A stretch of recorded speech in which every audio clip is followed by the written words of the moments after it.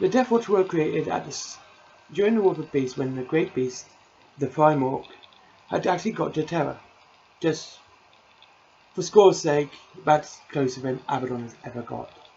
He then decided to, do what orcs do best and fuck shit up.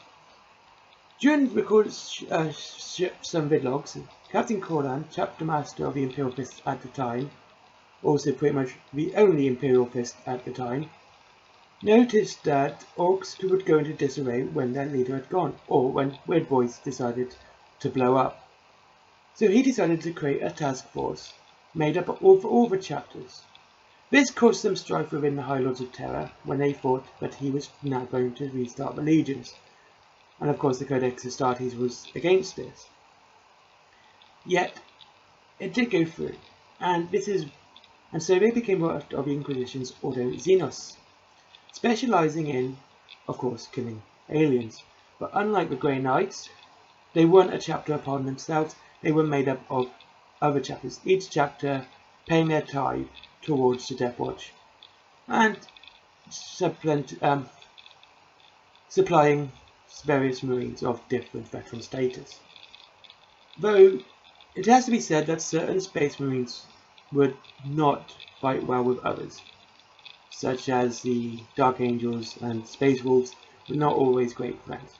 So during times like this, they would try their best to try and make sure that the Space Wolves would be all together in a Death Watch squad, kill team, because of their way they would fight, and they would be pretty much a pack and brotherhood based chapter, and other units which would get on with each other, like Ultramarine chapters and their successor chapters, would often fight together too. And the Blood Angels and Dark Angels were quite powerful, so they would also fight together. But not only were they the elite to kill Xenos, they also had special weapons and special bolts for their bolters, or grenades, whatever you want to call them, rounds. Each one designed to do a different thing. So they would use different sort of bolt rounds for different enemies. And so stuff like the Hellfire round, the Dragonfire round, Kraken bolt, or Vengeance round. Ones that could melt aliens from the inside, ones that were pretty much set them on fire. And not only that, they also had Mark 10 power armor. They had also the best power armor. And unlike other chapters, they wouldn't go in like massive forces. They would tend to go in small teams of 5 to 10. Sometimes taking a Dreadnought, but often mixed armored units as well. You could see Terminators with Primaris, Bikers, and of course the normal powered armor. All trying to be, all in the same unit, all trying to fight in the same thing. They made massive use of things like teleporters and stealth, and of course their Stalker bat and bolt guns.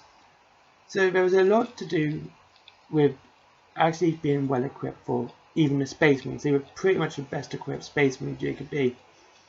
There's only one chapter which doesn't actually pay a tithe to the Death Watch, and though it's not mentioned in the Codex, and I quite can't find which one it is, I'm going to assume it's the Grey Knights, just because of their connection to the Ordo Malus, and of course they are the anti-demon force, so they wouldn't really have time nor the manpower to actually, allow them to go towards or go in the Death Watch in a kill team, as they're pretty much overpowered psychers anyway. And it's not uncommon to see things like librarians in kill teams, or watchmasters and other ranks. Watchmasters are the absolute pinnacle of Space Marine hierarchy. They're considered to be higher than chapter masters, as they will often be discussed with tactics with their High Lords of Terror themselves. Sometimes chapter masters get this, but usually they don't. There's usually like a go-between between the chapter master and the High Lords of Terror, where the watchmaster would be discussing with the High Lord of Terror itself. They also have the Corvus Black Star, which is an absolute beast for transport, so they could infiltrate enemy lines quickly. It can hover, and it packs so much firepower as well. But other things that need to mention about this: when they fail, then the Astra Minister would consider sending in an entire force of Space Marines. So basically, if they can't kill the Xenos threat, the next step is about 100 Space Marines. This is how good they are. They're just absolutely beasts at killing Xenos. Also, they do use Xenotech as well, as in with the Xeno Phase Blade. And they're not. It's not unusual for them to actually ally with certain Xenos, like the Eldar, when the need arises. But these are very strange. There's also the Black Shield. These are Space Marines who have decided to forego their chapter for one reason or another, for repentance, and they will join the Death Watch permanently. Though the Black Shields were actually have been about a lot longer than Death Watch themselves. They have been mentioned in the Horus Heresy.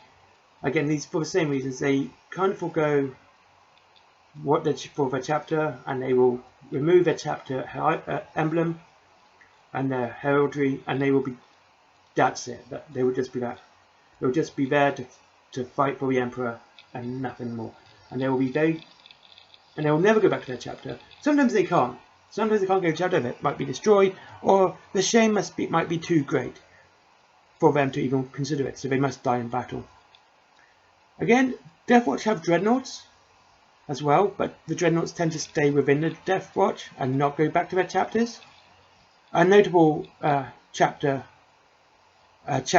who has been in a Death Watch, and his Death Watch experience has greatly helped the Ultramarines. His own chapter is of course Cassius, who while during the Death Watch learnt how to fight Tyranids incredibly well, and thus became a massive part of the Tyranid Wars.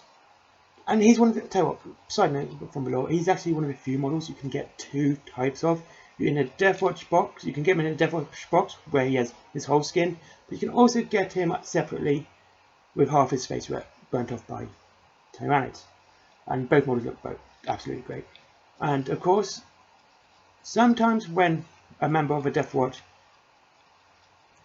during a type may be asked to return to their chapter if the need is great, and it's kind of put on a hold that they're in a Death Watch.